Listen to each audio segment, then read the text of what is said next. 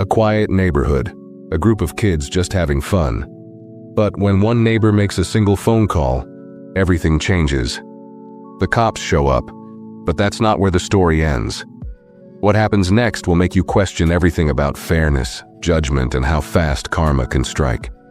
You won't believe the twist that comes 5 minutes later. Keep watching, because what happens next is nothing like you expect. Before we start, let me know where in the world you're watching from in the comments below. And if you like this story, don't forget to subscribe so you won't miss any future videos. It was a bright, sunny Saturday afternoon in the small suburban neighborhood where everything seemed peaceful. The sound of children laughing and the bounce of a basketball echoed through the streets, mixing with the soft hum of lawnmowers and the occasional car driving by. A group of kids, mostly around 10 to 12 years old, were enjoying the day, playing a friendly game of basketball on a court they'd claimed as their own. It wasn't anything special, just a couple of friends shooting hoops, joking around, and running up and down the court. They were the kind of kids who loved being outside, enjoying the simple things, and didn't have a care in the world. But across the street, in a house that had seen better days, something was brewing. Mr. Thompson, a man in his 50s who'd lived in the neighborhood for years, had been watching the kids from his front porch. His house, a little run down with peeling paint and an overgrown lawn, seemed to blend into the background of the quiet street. No one really paid much attention to him. He wasn't the type to socialize or get involved with anyone in the neighborhood. But on this particular afternoon, something about the kids bothered him. Maybe it was the noise. Maybe it was the fact that they didn't look like they belonged in the neighborhood. Or maybe it was just the way they were laughing and having fun without a care in the world, while he sat there, alone, on his porch. Whatever the reason, he didn't like it. The laughter, the sound of the ball bouncing on the asphalt, the way the kids seemed so carefree, it all rubbed him the wrong way. And so without a second thought, Mr. Thompson did something that would change everything. He picked up his phone and dialed the police. He told them there were suspicious kids causing a disturbance in the neighborhood. He didn't really know who they were. He didn't even care. All he wanted was for them to leave, to stop making noise and disturbing the quiet, peaceful street he'd come to think of as his own. He made his call, hung up, and went back inside his house, thinking the problem would be taken care of quickly. He had no idea that his decision was about to set off a chain of events that would completely turn everything around. The police didn't take long to arrive. Within minutes, the unmistakable sound of sirens could be heard approaching the block. The kids, still busy with their game, didn't hear them at first. They were caught up in their own world, making jokes, trying to sink shots, and just enjoying their Saturday. But as the sirens grew louder and louder, they started to look around, confused. A police car turned the corner, followed by another one. The flashing lights lit up the street, casting an eerie glow against the walls of nearby houses. The officers stepped out of their cars, their expressions unreadable, and walked toward the group of kids. The air immediately felt tense. The kids froze, unsure of what was happening or why the police were there. They hadn't done anything wrong. They were just playing basketball, having fun. The officers started asking questions. "What are you kids doing here? Do you live around here? Do you have permission to use this court?" The kids, now nervous and unsure of how to respond, gave their names and explained they were just out playing with no intention of causing any trouble. The questions came fast and sharp. One officer pulled out a notebook and started jotting down notes, while the other kept looking around, almost like they were expecting to find something wrong. The tension was building. None of the kids had ever been in a situation like this before. They looked at each other, wide-eyed, hoping this was some kind of misunderstanding. But the officers weren't backing down. They continued their questioning, looking at the kids as if they were suspects. It felt wrong to them, but they had no choice but to stand there and answer, all the while wondering why they were being treated like this in the first place. It wasn't long before another car pulled up. It wasn't a police car. It was a black sedan, and out stepped a woman dressed in a professional outfit. She walked up the driveway of Mr. Thompson's house, her high heels clicking sharply against the pavement. Her eyes scanned the street quickly before locking onto the scene unfolding by the basketball court. She had a stern look on her face, and that's when Mr. Thompson noticed her too. His face turned pale as he saw her approach. He knew who she was. It was his daughter, Linda, the one person he had been trying to avoid for the past few months. Linda was a social worker, someone who fought for the rights of children and worked to make sure things like this didn't happen. She had been trying to reach out to her father, but he had ignored her calls. Now, there she was, standing on the same street, about to witness something that would shake him to his core. Linda's eyes locked with Mr. Thompson's for a brief moment. Without saying a word, she turned toward the kids, her face softening with a look of concern. She had no idea what was going on, but she knew something wasn't right. She had been busy all morning with her work, but now, in front of her father's house, she could see what had just transpired. And she wasn't happy about it. Linda didn't waste any time. She walked straight toward her father, her heels clicking sharply with each step. Her expression was hard to read, but the anger in her eyes was clear. Mr. Thompson, still standing on his porch, suddenly felt a tight knot form in his stomach. He could already sense that something was wrong. Linda stopped in front of him, her arms crossed tightly over her chest. "You've got to be kidding me," she said, her voice cold, barely above a whisper. Mr. Thompson tried to speak, but Linda cut him off before he could even get a word out. "I don't know what your problem is with those kids, but I'm about to find out," she snapped. The words hit Mr. Thompson like a slap in the face. He was speechless, his mind racing as he tried to figure out what to say. But he knew he couldn't lie to her, especially not after what he'd just done. He had been hoping she wouldn't find out, hoping this would all blow over. But now, here she was, standing in front of him, and the weight of what he had done hit him all at once. He didn't know how to explain himself. The kids had annoyed him, sure, but that was no excuse for what he'd done. He never thought calling the police would lead to this. Linda's face was a mixture of disbelief and anger. "You called the cops on them? On kids who were just playing basketball?" she asked, her voice rising now, drawing the attention of the officers who were still standing by the group of kids, unsure of how to handle the situation. "Do you even realize what that could have done to them? What if they'd been treated differently? What if something worse had happened?" Mr. Thompson opened his mouth to say something, but nothing came out. He was caught. His own daughter, the one person who could see through him, was confronting him about his actions. The reality of it all hit him harder than anything he'd felt in a long time.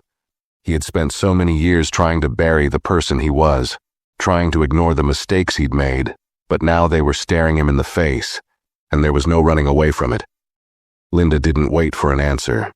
Instead, she turned to face the officers who had been questioning the kids. She walked over to them, speaking quickly and firmly. "These kids are innocent," she told them. "They were doing nothing wrong. You don't need to be here. This was a mistake." Her tone was unwavering, and the officers looked at each other, clearly uncomfortable, before one of them slowly nodded. As the situation started to settle, Mr. Thompson stood frozen, his heart pounding in his chest. The events were spiraling out of his control, and he could feel the walls closing in.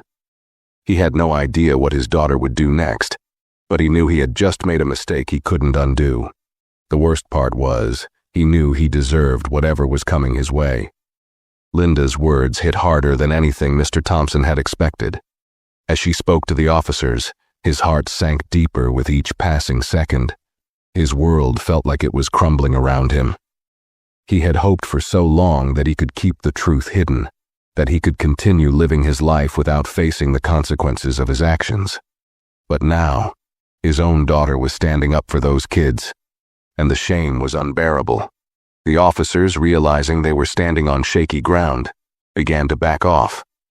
They nodded at Linda, mumbling apologies as they turned to leave. The kids, still standing on the court, were visibly confused but relieved.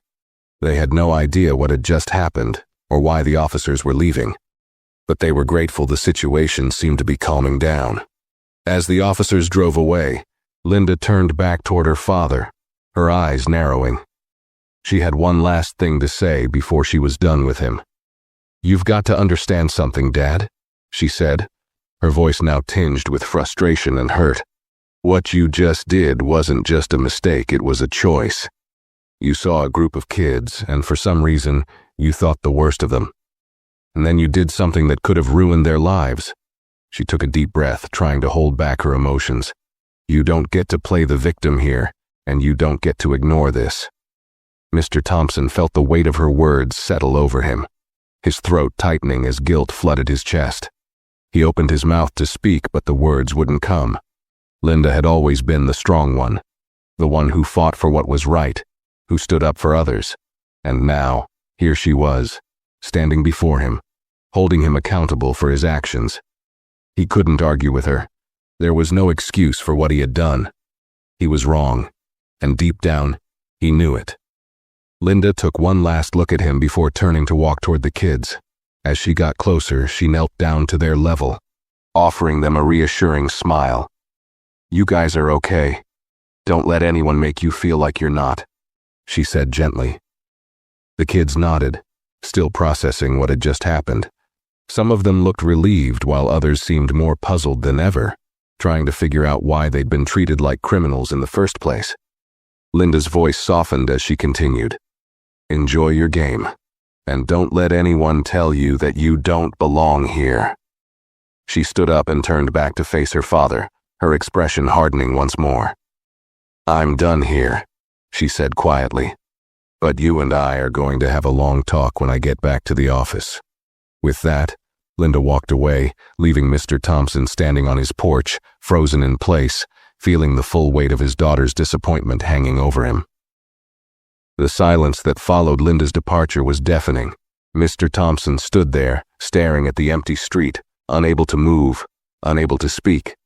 He could still hear the distant sound of the basketball bouncing on the court, a stark contrast to the tension that gripped him.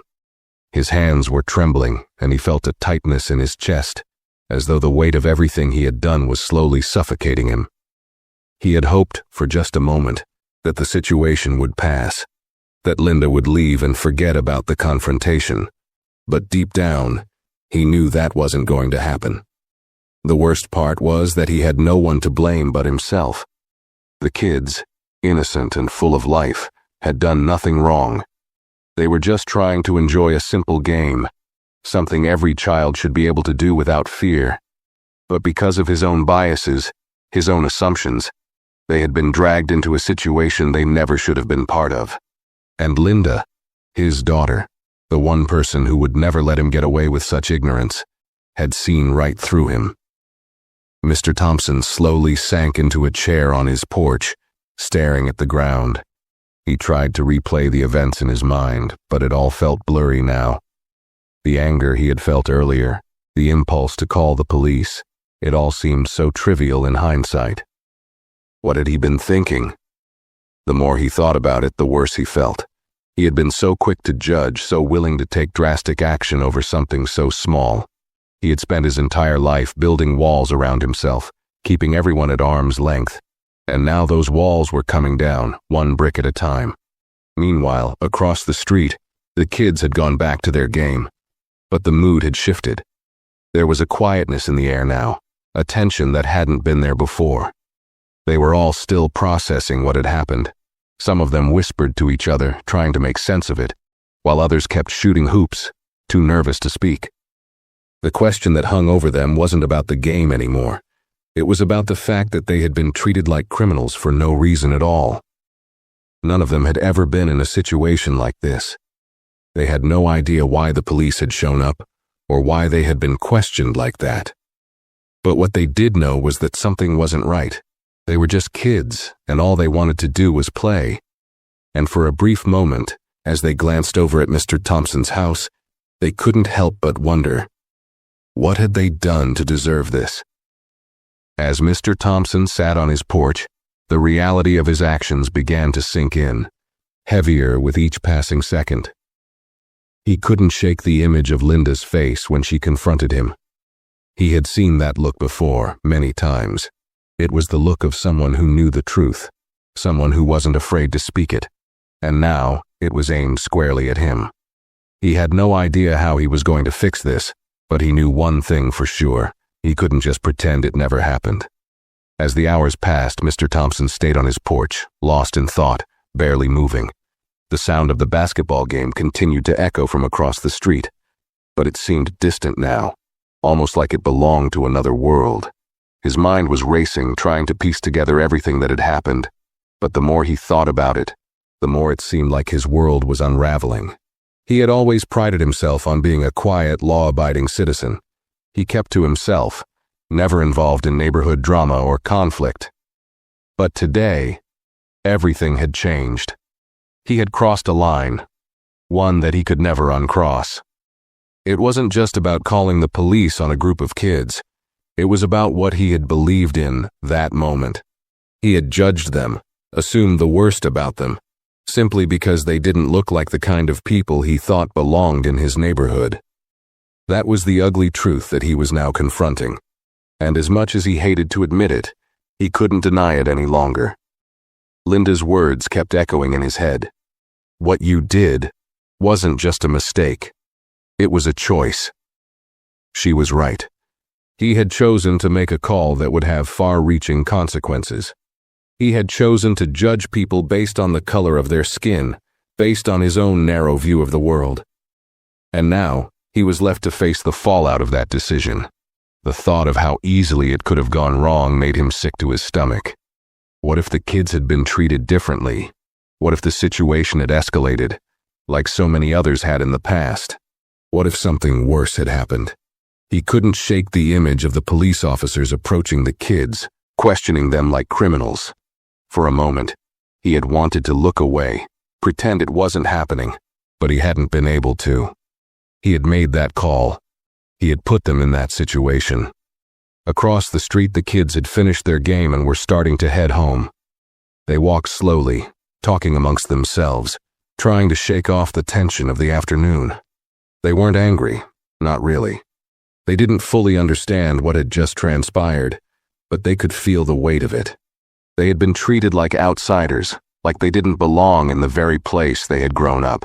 It wasn't right, and they knew it. But there was nothing they could do about it. Not yet, anyway. As the last of the kids disappeared down the street, Mr. Thompson finally stood up from his porch. His legs were stiff and his body felt heavy, like he had been carrying a weight he hadn't known was there. He walked slowly toward the driveway, glancing over at the empty court.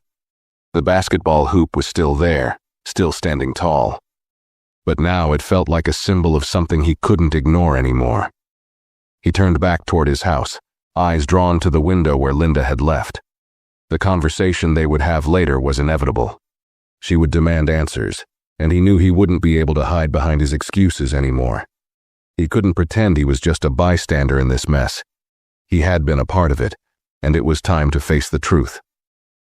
As he walked back inside, Mr. Thompson took a deep breath, knowing that the hardest part was still to come. The shame he felt now was just the beginning. What would Linda say to him when she came back? What would the neighbors think when they found out the truth? And most of all, what would those kids think when they heard the real story? The weight of it all was crushing, but there was no running away from it. He had to face it, whatever came next. The evening crept in slowly, casting long shadows over the neighborhood. Mr. Thompson sat at his kitchen table, staring blankly at a cup of coffee that had long gone cold. He tried to distract himself, flipping through the newspaper, but his thoughts kept drifting back to the events of the day. He could still see the kids' faces, confused and scared, and he could hear Linda's voice, sharp and disappointed, cutting through the air like a blade. He felt as though everything he had built his life around, his comfort, his solitude, his sense of control, was slipping through his fingers. He heard a car pull up in the driveway. Linda was back. She had said she would be, and she didn't keep promises lightly. As soon as the door opened, Mr. Thompson felt a knot tighten in his stomach. He stood up slowly, his legs stiff from the hours of sitting in the same spot, thinking about everything he had done wrong. When Linda walked into the kitchen, her face was calm, but there was an intensity in her eyes that he couldn't ignore. "Dad," she said, her voice steady but carrying a weight that made his heart race. We need to talk." She didn't wait for him to respond. Instead, she took a seat across from him at the table, her gaze never leaving his. The silence between them felt heavy, more uncomfortable than any conversation they had ever had before. Mr. Thompson opened his mouth to say something, but no words came out. He was trying to find an explanation, some way to make what he had done seem less unforgivable, but he knew deep down that no explanation could fix what had happened. He had crossed a line, and now there was no going back. Linda took a deep breath, then spoke, her voice firm but tinged with hurt. "You don't get it, do you?" she asked. "What you did today, it wasn't just a bad call. It wasn't just a misunderstanding. You put those kids in danger, Dad. You treated them like criminals for no reason. And worse." She paused, her voice shaking now just a little. "You hurt me. You hurt me in a way I never thought you would.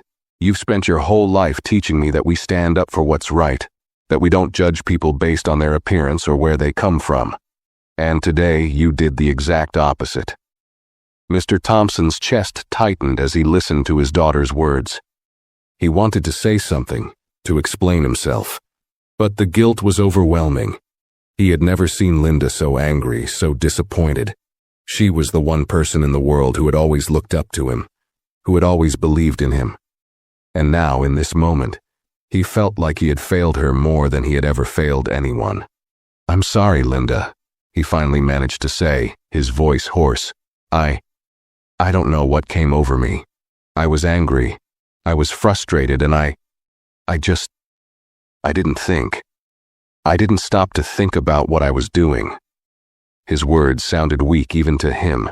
They felt hollow, like he was trying to make excuses instead of facing the reality of what he had done. Linda's eyes softened, just a little, but she didn't let him off the hook. "I know you're sorry, but sorry isn't enough this time, Dad. You need to understand why this was so wrong.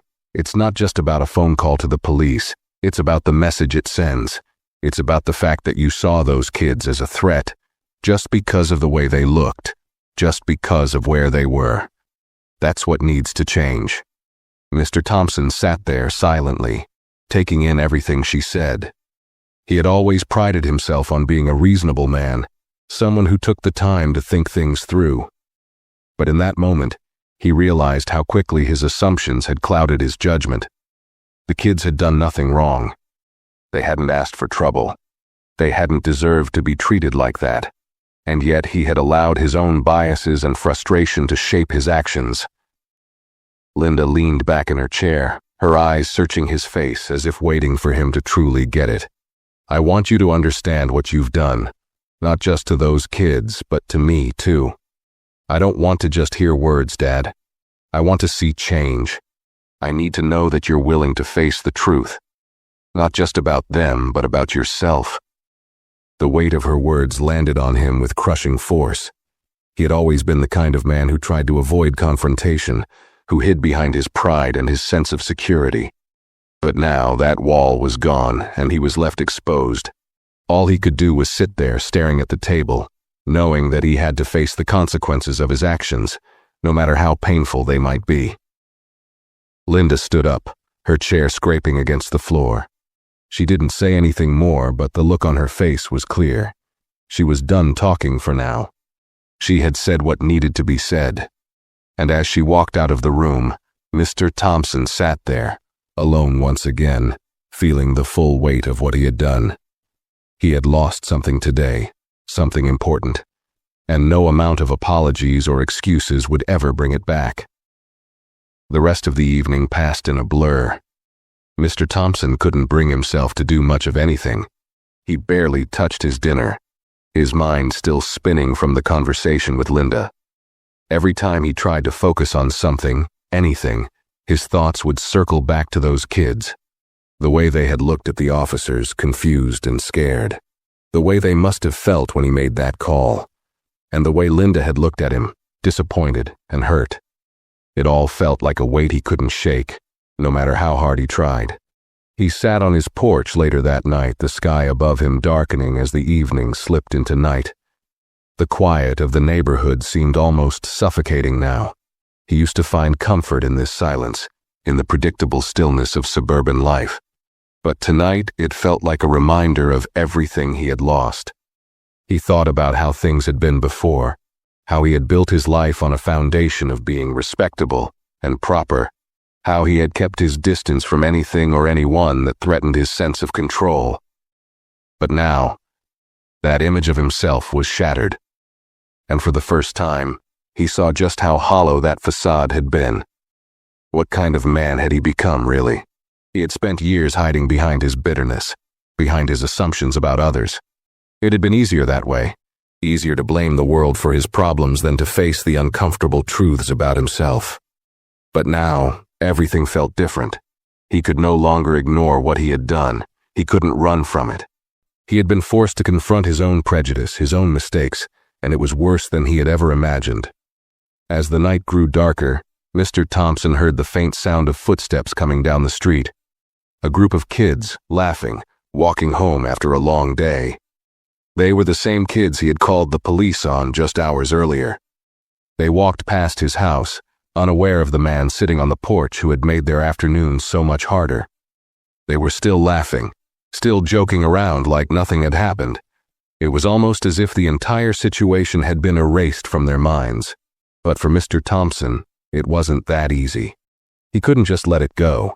He had to make things right somehow. The problem was, he had no idea how. How do you fix something like this? How do you make amends for the harm you've caused, especially when that harm has touched people you barely know? He could apologize to the kids, but what good would that do? The damage had already been done. He had already judged them without even knowing them. He had already treated them as less than human, simply because of their appearance. His thoughts were interrupted by the sound of Linda's car pulling into the driveway. She had come back, but this time, it was different. There was no anger in her eyes, no disappointment.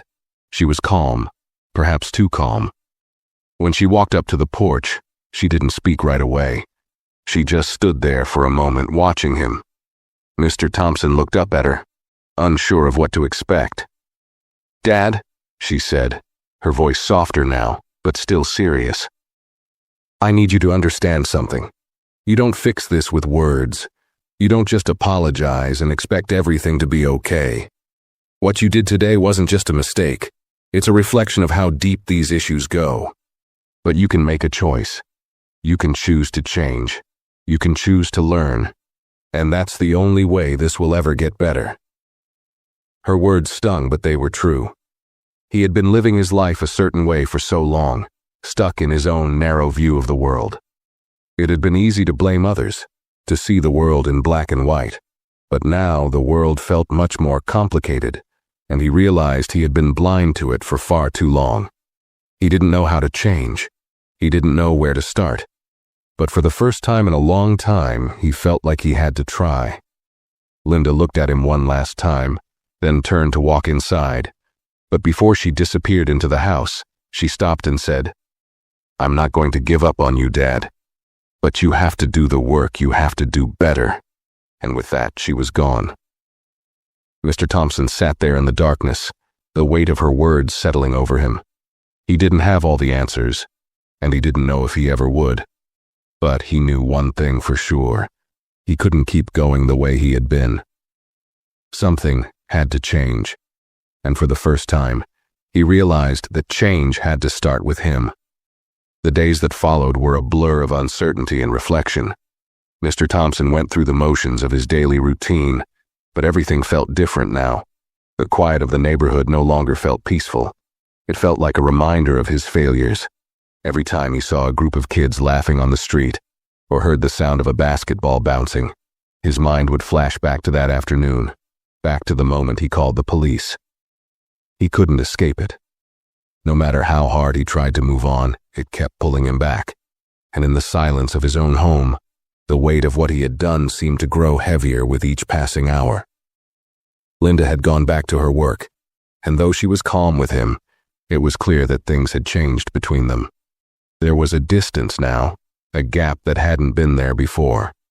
She was still willing to talk to him, still trying to guide him, but he knew she wasn't going to let him off the hook so easily.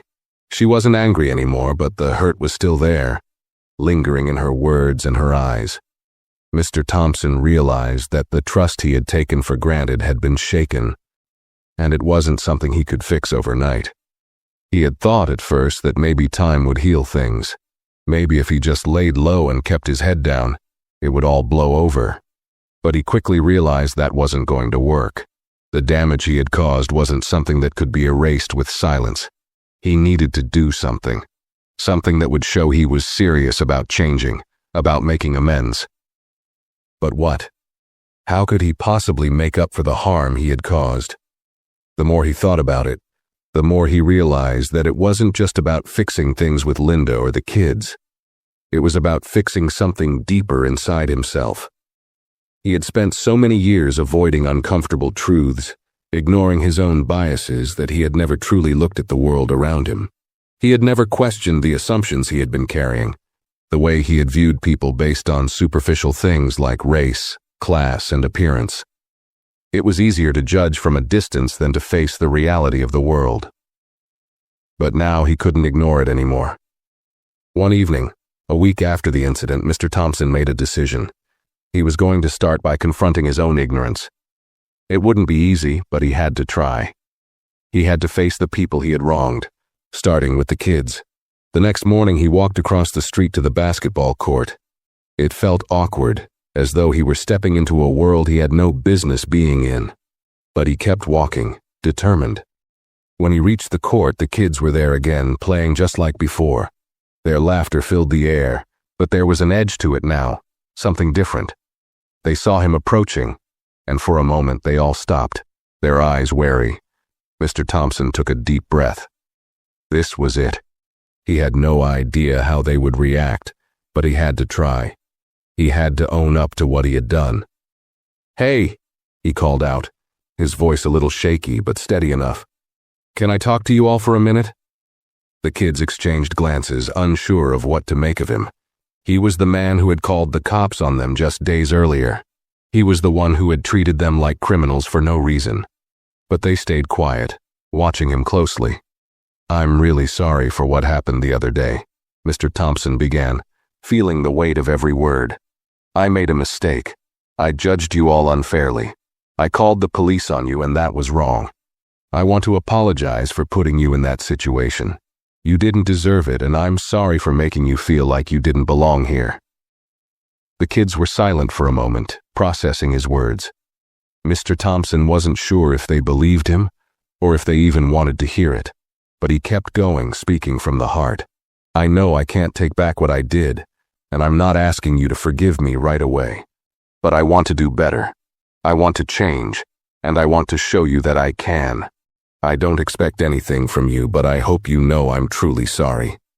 The kids stood there, still unsure of what to make of this apology. But then one of them, a boy no older than 11, stepped forward.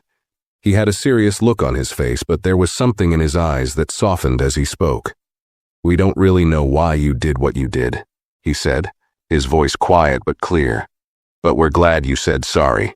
It was really messed up what happened, but thanks for saying it." He hesitated, then added, "It means something." Mr. Thompson nodded, his heart heavy with the understanding that this was just the beginning. The road to redemption wouldn't be easy, and it certainly wouldn't be quick. But for the first time in a long time, he felt like he was on the right path. As he turned to walk back to his house, he didn't feel the weight of shame pressing on him as much as before. It was still there, of course, but now there was also a glimmer of hope that somehow he could make things right, one step at a time. As Mr. Thompson walked back to his house, the weight in his chest had lessened, but it hadn't disappeared. The apology to the kids, though small, had been a step forward, but he knew it wasn't enough. It couldn't be. He had to prove to them, and to himself, that he was committed to change. The kids had accepted his apology, but there was still a lingering distrust in their eyes. They didn't know him, not really, and they had every right to be skeptical. One apology didn't erase what had happened. Back in his living room, Mr. Thompson sat down in front of the television, but he wasn't watching it. His mind was racing. He thought about the kids again, their faces, their expressions. He thought about Linda and how she had looked at him the other night, disappointed but still hopeful. He had a long road ahead of him and he knew it. He couldn't undo what he had done, but he could start making changes, starting with himself. The next morning he found himself at the local library. It felt like an odd thing for him to do. He wasn't much of a reader, and he hadn't stepped into the library in years, but it felt like the right place to start. He needed to learn. He needed to understand more about the world beyond his narrow perspective, and if he wanted to prove to Linda, to the kids, and to himself that he was capable of change, it had to start with education. He spent hours there, reading books on race, bias, and social justice. He picked up articles about systemic inequality, about the experiences of people who didn't look like him, about the ways society had created divides that weren't always visible on the surface. He felt uncomfortable at first, reading about things he had never really thought about. It was easier to remain ignorant, to live in a world where everything made sense to him. But the more he read, the more he began to see the cracks in his own thinking. The more he understood how his own prejudices had shaped the way he saw others and the way he had treated them. By the end of the week, Mr. Thompson had read several books and attended a community discussion about racial equality. It was uncomfortable for him to be in a room full of people who were so open about their struggles, about the injustices they had faced. But he stayed. He listened. And for the first time, he felt a real sense of guilt for his own ignorance. It wasn't enough to just apologize. He had to take action. He had to do the work. Linda noticed the change in him. It wasn't immediate, but over time she saw him making a genuine effort to understand. He started talking about the books he had read, about the things he was learning. She could tell he wasn't just going through the motions either. He had changed. He wasn't the same man who had called the police on those kids. One evening, as they were sitting together at the kitchen table, Linda spoke up. "You've been doing the work, haven't you?" she asked, her voice soft but knowing. Mr. Thompson nodded, a little sheepishly. "Yeah, I have. It's not easy, but I want to understand. I want to do better. I need to." Linda didn't say anything at first. She just sat there, watching him for a long moment. Then she smiled. A small but genuine smile that reached her eyes. "I can see that. It's not easy. But you're doing it. And that's what matters." The conversation was a turning point for Mr. Thompson. It wasn't just an acknowledgement of his efforts. It was a sign that Linda could begin to trust him again, that she believed he was trying to make real change. But more than that, it was a reminder that change doesn't happen overnight. It's a process, and it takes time. That night, as he sat alone in his living room, Mr. Thompson thought about everything he had learned in the past week. He thought about the kids, about how they had reacted to his apology, how they hadn't held it against him, but had still left a piece of doubt in his mind. They had no reason to trust him yet, but he was determined to prove to them that he was serious. He knew he couldn't change the past, but he could influence the future. And he was ready to do whatever it took to rebuild the trust he had broken. There was still a long way to go. But for the first time, Mr. Thompson felt like he was on the right path. And that was enough to keep him moving forward. Weeks passed and Mr. Thompson continued his quiet journey of self-reflection and change. He wasn't the type to broadcast his efforts, but every day he made small decisions that reinforced his commitment to being a better person. Someone who didn't just talk about equality, but practiced it. He spent more time in the community, attending local events, speaking with his neighbors, and getting to know people he had once ignored. He volunteered at a local youth center, offering to help with their after-school programs, doing his part to ensure that kids from all backgrounds felt welcomed and supported. It wasn't easy. There were moments when old habits crept in, when he felt frustrated with the pace of change, when he wanted to retreat back into his comfort zone. But he didn't. He pushed through, reminded by the faces of those kids, by the look in Linda's eyes when she saw him trying. And with each new step he felt a little lighter, as if the burden of guilt was slowly being replaced with something else, something more hopeful. One afternoon, as Mr. Thompson walked home from a community meeting, he saw the kids again. They were playing basketball on the same court, just as they had been that day weeks ago when everything had started. They were laughing and shouting, their energy filling the air. It struck him how little had changed for them. They were still out there, doing what kids do best, playing, enjoying life, not weighed down by the things that had weighed him down.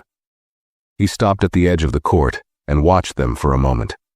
He wasn't sure if he was ready to approach them again, not yet anyway, but he knew he couldn't stay on the sidelines forever. A few of the kids noticed him standing there, and for a second they stopped. There was a brief pause, a moment of hesitation, and then one of the boys, one of the kids who had spoken up when he'd apologized, motioned for him to come over. "Hey, Mr. Thompson," the boy called out, his voice friendly but cautious. "You gonna join us for a game or what?" Mr. Thompson's heart skipped a beat. He hadn't expected them to call him over, hadn't expected them to remember him. But here they were, extending a small gesture of kindness, offering him a place in their world, despite everything that had happened. He took a deep breath and walked toward them. As he stepped onto the court, one of the kids tossed him the ball. He caught it, feeling the smooth surface in his hands, a simple reminder of how far he had come since that fateful day. The kids gathered around, joking about who would win, about how bad they were at making layups, about how Mr. Thompson probably couldn't keep up. It was all in good fun, and for the first time, Mr. Thompson felt like he truly belonged. Not because he had apologized or because he had done the right thing, but because he was being accepted, being included by the very people he had once wronged. They played for a while, laughing together. Mr. Thompson wasn't the best on the court. He wasn't even close, but that didn't matter. What mattered was that he was there. He was part of something now, not just an observer on the sidelines. When they finally stopped to catch their breath, one of the kids, another boy who had been quiet the whole time, looked up at him and said, "You know, you're all right, Mr. Thompson. You might not be the best at basketball, but you're cool." The words, simple as they were, meant more than anything Mr. Thompson had expected. They were a sign that he was starting to repair the damage he had caused. He smiled, a real smile this time, and nodded. "Thanks, kid. I'm just trying to keep up with you all." As the game wound down and the sun began to set, the kids grabbed their things and started to head home. Mr. Thompson stayed behind for a moment, watching them go. For the first time, he didn't feel the guilt or shame that had followed him for so long. He had made mistakes, big ones. But in that moment, he realized that it wasn't about erasing those mistakes. It was about making things right, one step at a time. Linda had been right all along. Change didn't happen overnight, and it wasn't always easy. But it was possible, and more importantly, it was worth it. As he walked back to his house, Mr. Thompson knew that this wasn't the end of his journey. It was just another step. There would be more work to do, more moments of discomfort, more times when he would have to challenge his own thinking. But for the first time, he felt ready. He knew it wouldn't be easy, but he also knew it was the only path worth taking. And as he walked, he felt a quiet sense of hope for the future, something he hadn't felt in a long time. A feeling that maybe, just maybe, he was finally becoming the man he had always hoped he could be. The weeks continued to unfold, and with each passing day, Mr. Thompson found himself more immersed in the community than he had ever been before. He was no longer just a distant neighbor, someone who kept to himself and barely interacted with others. He had become a fixture in the local youth center, volunteering his time to help out with the kids, whether it was coaching basketball, setting up activities, or simply offering a listening ear when they needed someone to talk to. It wasn't glamorous work, but it was meaningful, and every day he could see the difference it was making, not just in the kids' lives, but in his own as well. One evening, as he was helping clean up after a basketball game at the center, Linda stopped by to visit. She hadn't been to the youth center much herself, but tonight, she came to check in on how things were going. She watched quietly as Mr. Thompson interacted with the kids, giving high fives, encouraging them to keep practicing, and even laughing at a few of their jokes. There was no tension between them now, no awkwardness, just a sense of mutual respect that had grown over time. After the game, Linda waited for him by the entrance. He hadn't noticed her at first, but when he saw her standing there, he wiped his hands on his pants and walked over. "You're looking different," she said with a small smile, her voice teasing but also kind. "I almost didn't recognize you." Mr. Thompson smiled back, feeling a warmth spread through him. "Yeah, I've been doing a lot of work lately," he said, his tone modest but proud. "More than I expected, honestly. But it feels good. It feels right." Linda nodded, watching him carefully. She had seen the transformation in him over the past few months, the way he'd started engaging more with the people around him, how he no longer shied away from difficult conversations, how he was actively trying to undo the damage he'd caused. She had watched him grow, not just as a father but as a man. It wasn't perfect, and there were still moments of discomfort, but the change was undeniable. "You're doing good, Dad," she said quietly. "Really good. I know it wasn't easy for you, but I'm proud of you." Mr. Thompson's chest tightened at her words, and for the first time in a long while, he felt a lump rise in his throat. He had never been one to accept compliments easily, but hearing Linda say that, seeing the pride in her eyes, meant more than anything else he had done so far. It wasn't about his efforts being perfect. It was about the fact that he had made the effort in the first place. That, in itself, was enough to show her, and to show himself, that he was capable of real change.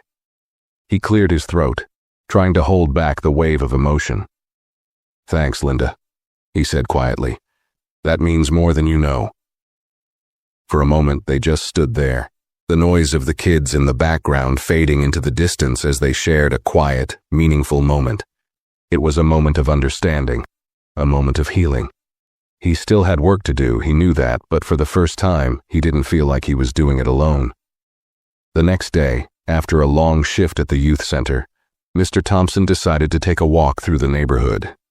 It had become one of his favorite activities, a way to clear his head and think. As he walked past familiar houses, he noticed how much the neighborhood had changed for him, not just in the way he interacted with people, but in how he saw them. Before, he had always been so quick to judge, so eager to keep a safe distance from others, thinking that if he kept his head down, everything would be fine. But now he saw people for who they really were, not just neighbors but individuals with stories, struggles, and dreams, just like him. He passed by the basketball court where the kids often played, and for a brief moment, he stopped. He watched them again, the same group of kids he had apologized to weeks ago. They were playing a pickup game, laughing and shouting as they always did. But now, he saw something else in their actions, something that hadn't been there before. They weren't just playing a game. They were showing each other respect, helping one another improve, lifting each other up. And in that moment, Mr. Thompson realized something important. The kids weren't just teaching him how to be better. They were showing him the way to true community. It wasn't about grand gestures or big speeches. It was about showing up. It was about being present, listening, and learning. It was about understanding that everyone, regardless of where they came from or what they looked like, deserved to be treated with dignity. He had learned that lesson from them, and from his daughter, and from the countless hours he had spent trying to change his own heart. He had learned that change wasn't just something you talk about. It was something you lived, every single day. As he turned to continue his walk, Mr. Thompson felt something shift inside of him again. It was the quiet realization that he wasn't just doing this for the kids or Linda. He was doing it for himself, too. He had spent so much of his life carrying around judgments and fears. But now, he was learning how to let go of those burdens.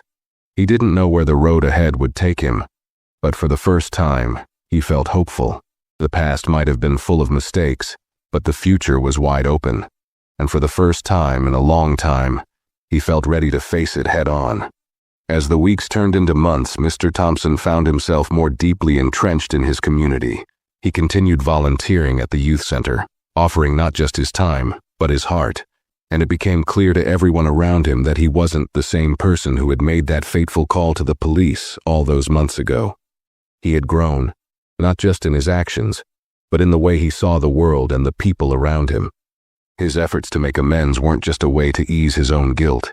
They had become a true desire to contribute, to rebuild trust, and to be part of something bigger than himself. Linda, who had watched him closely through this process, was starting to see the changes in a way she hadn't expected. At first, she had been cautious, unsure if her father's transformation was just a phase. But the more she saw him interact with others, especially the kids at the center, the more she realized that this was real. Her father wasn't just going through the motions, he was living out the lessons he had learned the hard way. One afternoon, Linda and Mr. Thompson were sitting at the kitchen table sharing a quiet meal together. The conversation was easy, filled with the kind of light-hearted chatter that had been missing from their relationship for so long. There were still moments of awkwardness, of course, but they had become less frequent. They were learning how to communicate again, how to rebuild their connection on a foundation of trust and mutual respect. "You know, Dad," Linda said, looking up from her plate, "I'm really proud of you. I mean, I've seen the work you've been doing, and it's clear that you're committed to changing. But the thing that impresses me the most is that you're actually doing the hard work. You're not just talking about it, you're living it." Mr. Thompson looked at her, his heart swelling with pride. "Thanks, Linda. That means a lot coming from you. I won't lie, it's been hard, but I'm learning. Every day, I'm learning." Linda smiled softly, her expression more understanding than it had been in years. "You know, I didn't think I'd ever hear myself say this, but I think you're becoming the man you always said you wanted to be. And that's a big deal." The words hit him harder than he had expected. It wasn't just a casual compliment. It was the acknowledgement of the person he had been, the person he had been trying to change, and the person he was becoming. There had been times when he had doubted himself, when he had wondered if he was capable of real change, of being better. But in that moment, with Linda's words hanging in the air, he realized that maybe he had done it. Maybe, just maybe, he was on the right path.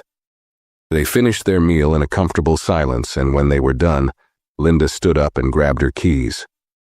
"I've got to run some errands," she said, but before she left, she paused by the door. "I'll see you later, Dad. Keep doing the good work." Mr. Thompson nodded, his heart full as he watched her leave. For the first time in a long time, he didn't feel the weight of guilt hanging over him. There was still a long way to go, and he knew that.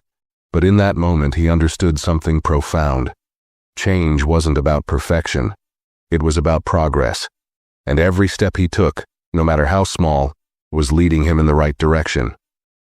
The following month, a neighborhood event was organized to raise awareness about local youth programs. It was a gathering meant to bring people together, to encourage community involvement and support. Mr. Thompson, as usual, volunteered his time, helping set up, organizing activities, and welcoming people who came to learn more about the programs available to kids in the area. He wasn't a natural at this kind of thing. He wasn't the type to be the center of attention, but he had learned to embrace the importance of community and connection. As the event kicked off, Mr. Thompson noticed a few familiar faces in the crowd. Neighbors he had known for years, people he had never really spoken to, were showing up, some with their kids, some on their own, all here to support a cause he now cared deeply about. For the first time, he didn't feel like an outsider looking in. He felt like part of the fabric of the neighborhood, like someone who belonged. He spent the day talking to people, listening to their stories, and answering questions about the youth programs he was involved with. But it wasn't until later that afternoon, when he found himself standing by the basketball court, that he realized just how far he had come. A group of kids, the same ones he had apologized to months earlier, were playing another game of basketball. They had seen him standing off to the side and, after a few moments of hesitation, one of them waved him over. "Hey, Mr. Thompson," the boy called. "You want to play?" Mr. Thompson hesitated for a second. He wasn't exactly a basketball expert, and he wasn't sure how he would fit into the game. But the invitation meant something. It wasn't just a casual gesture.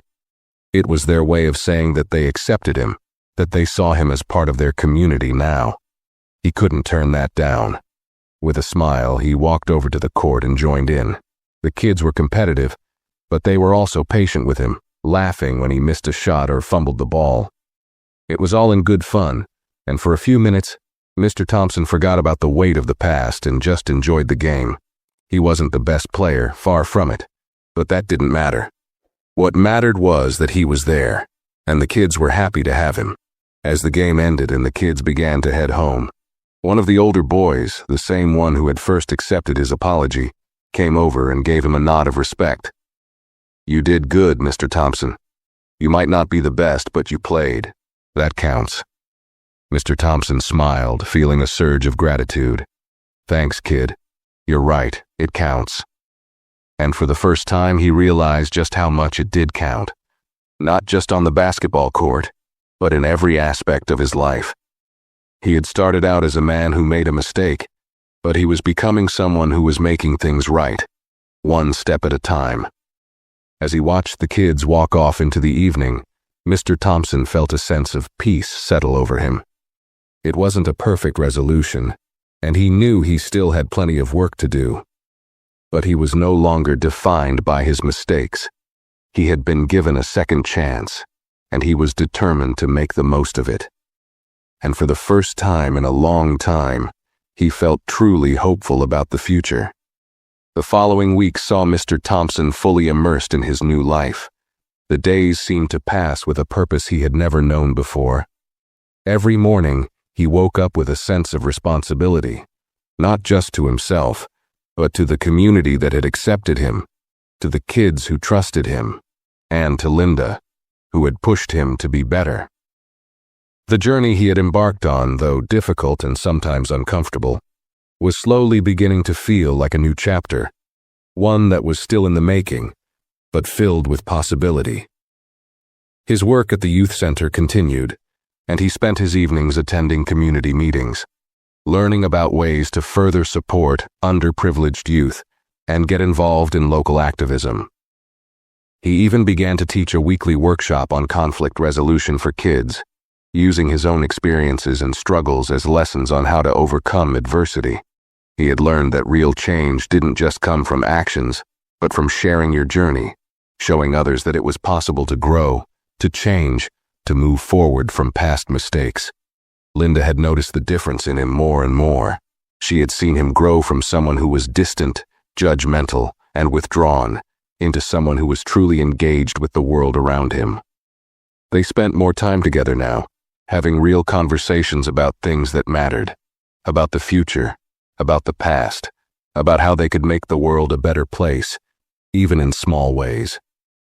The distance between them that had once seemed so insurmountable was now shrinking, and they were slowly rediscovering the bond they had once shared.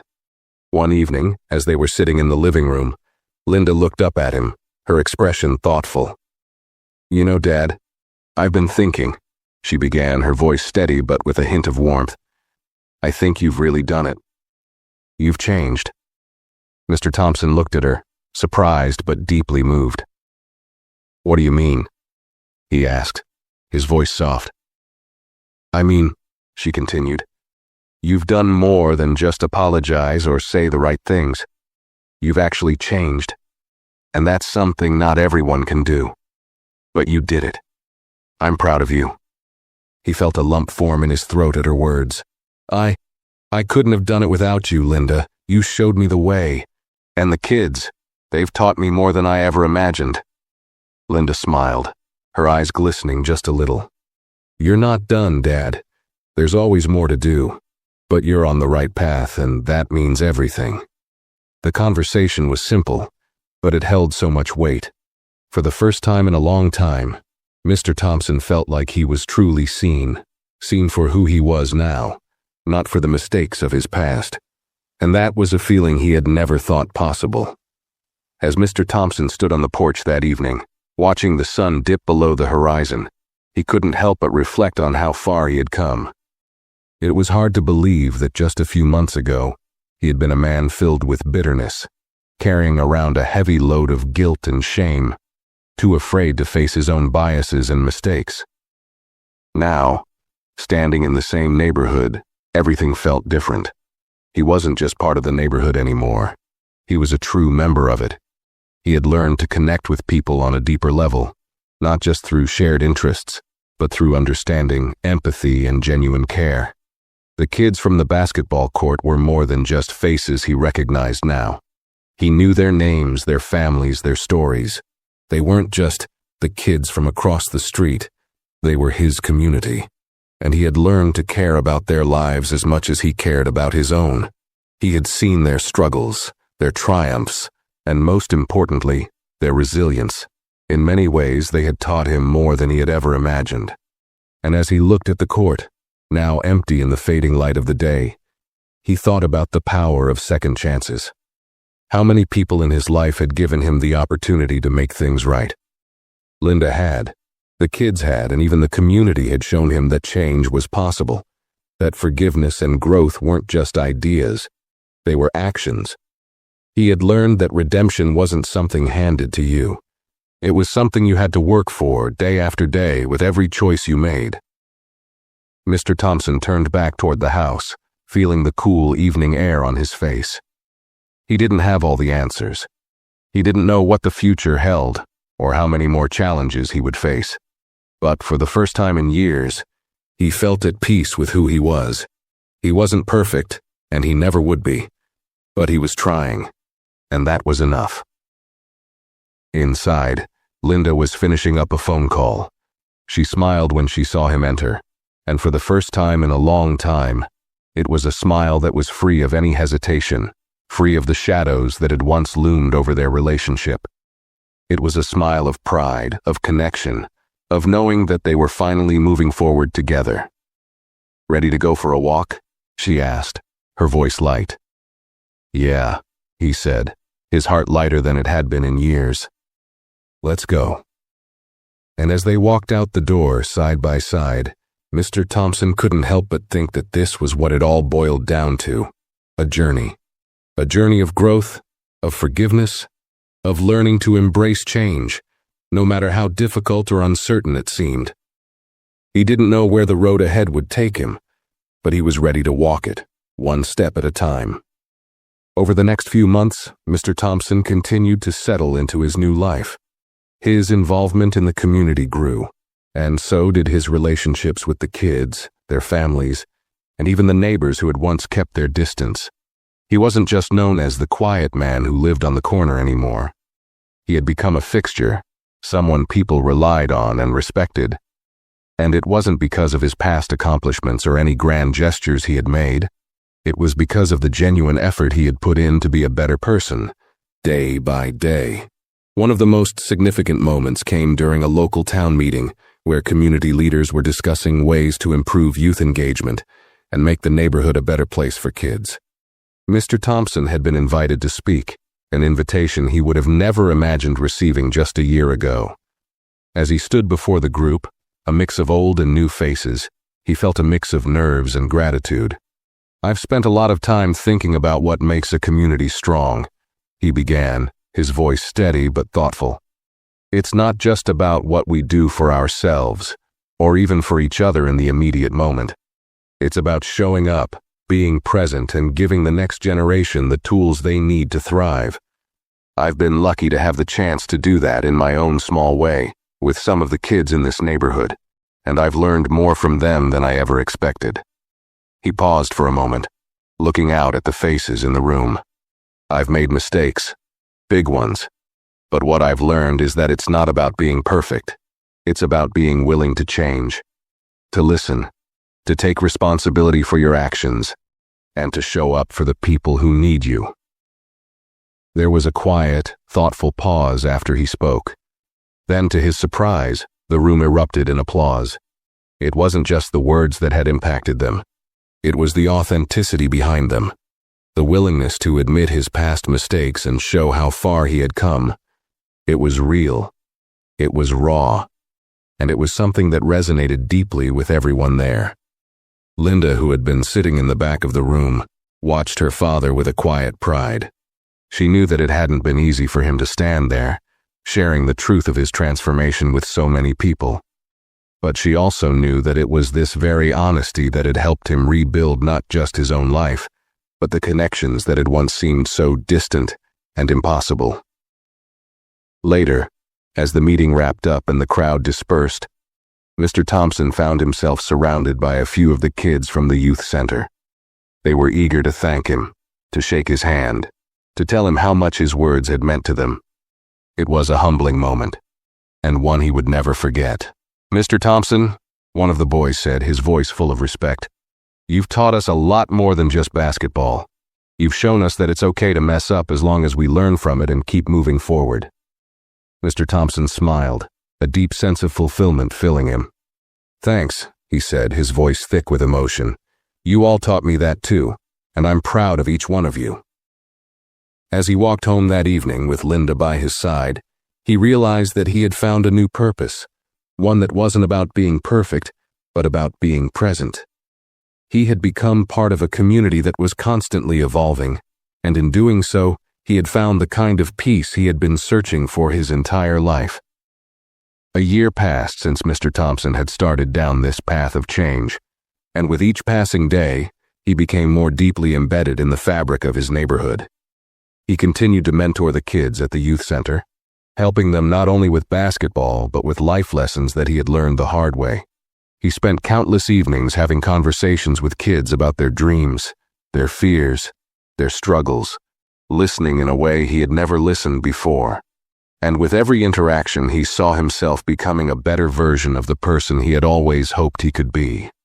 One evening, as he was leaving the youth center after a particularly uplifting conversation with a group of teenagers, he was stopped by one of the parents who had been at the community meeting months ago.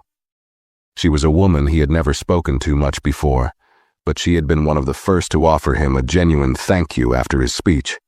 "Mr. Thompson," she called out, her voice warm and appreciative, "I just wanted to thank you again for everything you've done. Not just for the kids, but for all of us. You've really changed things around here." Mr. Thompson smiled, grateful but a little humble. "I've just been doing my part," he said. "There's still a lot of work to do, but I'm happy to be a part of it." The woman shook her head. "It's more than that. You've inspired people. You've shown us that change is possible, and that's more than just doing your part." He felt a lump form in his throat. It wasn't just about his actions anymore. It was about the ripple effect he had created. The way his own journey had inspired others to look at themselves and ask, "How can I be better?" It was the kind of change that wasn't visible at first, but now, looking around the neighborhood, he could see it in the way people interacted, in the way they supported one another. As he walked back home that evening, he thought about how much he had learned in such a short time. He had come so far from the man who had once judged others and distanced himself from his community. He had learned that true strength didn't come from isolating yourself or building walls around your heart. It came from reaching out, from admitting when you were wrong, and from taking the difficult steps toward becoming better, not just for yourself, but for the people around you. When he got home, Linda was sitting on the porch, waiting for him. She looked up when he walked in, a smile spreading across her face. "Dad," she said, her voice soft, "I'm really proud of you." Mr. Thompson sat down next to her, the cool evening breeze wrapping around them. "I'm proud of you too, Linda. You were the one who showed me that change was possible. I owe all of this to you." She looked at him, her eyes glistening with affection. "You did the work, Dad. You showed me that you were willing to do whatever it took to become the man you wanted to be. And that's all anyone can ask for." They sat there in silence for a moment, the weight of the day slowly lifting as they both reflected on the journey they had been through together. There was still work to do, still lessons to learn, but for the first time, Mr. Thompson felt at peace with who he had become. He wasn't perfect. He never would be. But he was trying, and that was enough. As the stars began to appear in the sky above, Mr. Thompson realized that he was no longer defined by his mistakes. He had built a new life, one based on growth, on community, and on understanding. And as he sat next to Linda, he felt an overwhelming sense of gratitude for everything that had brought him to this moment. The future was still unknown, but for the first time in a long time, he was ready to face it, with hope, with determination, and with the knowledge that change, no matter how hard, was always possible. If you enjoyed this video, don't forget to hit the like button. Share your thoughts in the comments below. I'd love to hear what you think. And if you want more videos like this, make sure to subscribe to the channel and turn on notifications so you never miss an update.